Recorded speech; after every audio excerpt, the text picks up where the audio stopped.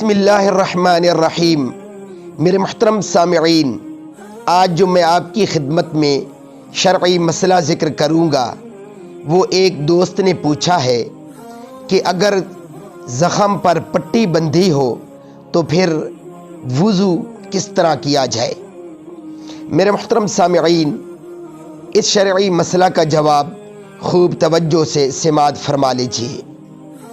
اگر زخم پر پٹی بندھی ہو اور پٹی کھول کر زخم پر مسح کرنے سے نقصان ہو یا پٹی کھولنے اور باندھنے میں بڑی دقت اور تکلیف ہو تو پٹی کے اوپر مسح کر لینا درست ہے، اور اگر ایسا نہ ہو تو پٹی پر مسح کرنا درست نہیں ہے، بلکہ پٹی کھول کر زخم پر مسح کرنا چاہیے۔